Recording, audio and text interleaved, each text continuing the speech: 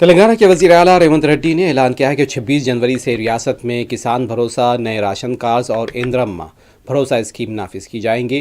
काबीना के इजलास के बाद मीडिया से बात करते हुए वज़ीर आला ने इन फैसलों की तफसीलात बयान की। उन्होंने कहा कि तेलंगाना के किसानों के लिए नए साल में बेहतर इक़दाम किए जाएंगे। किसान भरोसा स्कीम के तहत तमाम ज़री ज़मीनों के लिए इमदाद फराहम की जाएगी। हर एकड़ ज़मीन के लिए सालाना 12,000 रुपये दिए जाएंगे। इसके अलावा बेज़मीन ज़री ख़ानदानों को भी सालाना 12,000 रुपये देने का फ़ैसला किया गया है। इस स्कीम का नाम इंदिरम्मा भरोसा रखा गया है और ये तमाम स्कीमें 26 जनवरी से नाफिजुल अमल होंगी।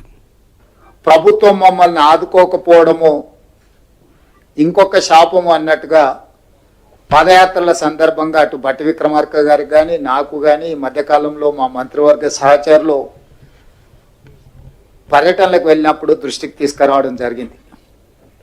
అందుకే మా ప్రభుత్వం భూమి లేని వ్యవసాయ కుటుంబాలకు ప్రతి సంవత్సరానికి 12,000 రూపాయలు వాళ్ళకు కూడా ఇవ్వాలి, వాళ్ళు కూడా మన సమాజంలో మనలో భాగమే అని గుర్తించి ఈ పథకాన్ని అమలు చేయాలని నిర్ణయం తీసుకున్నది. ఈ పథకానికి ఇందిరమ్మ ఆత్మీయ భరోసా పథకం అని చెప్పి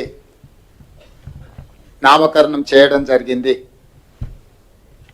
ఈరోజు భూమి ఉన్న వ్యవసాయ యోగ్యమైన భూములకు రైతులకు ఎకరాకు 12,000 ఇవ్వడమే కాకుండా భూమి లేని వ్యవసాయ కుటుంబాలకు సంవత్సరానికి 12,000 రూపాయలు ఇందిరమ్మ ఆత్మీయ భరోసా పథకం కింద ఇవ్వాలని నిర్ణయం చేయడం జరిగింది. ఇదే కాకుండా చాలా సంవత్సరాల నుంచి రేషన్ కార్డుల సమస్య పేదవాళ్ళను పట్టి పీడిస్తుంది. అందుకే రేషన్ కార్డు లేని అందరికీ నూతన రేషన్ కార్డులు ఇవ్వాలని కూడా ఈ మంత్రివర్గ సమావేశంలో నిర్ణయం తీసుకోవడం జరిగింది.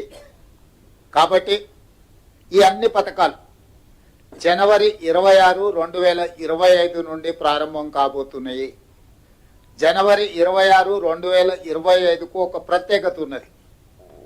మన రాజ్యాంగం అమలు జరిగి డాక్టర్ బాబాసాహెబ్ అంబేద్కర్ గారు మన రాజ్యాంగాన్ని ప్రసాదించి అమలు చేయబట్టి 75 సంవత్సరాలు పూర్తి చేసుకుంటున్న సందర్భంగా జనవరి 26, 2025 నుంచి పథకాలను అన్నింటిని కూడా అమలు చేయాలి అని చెప్పి మా ప్రభుత్వం నిర్ణయం తీసుకున్నది.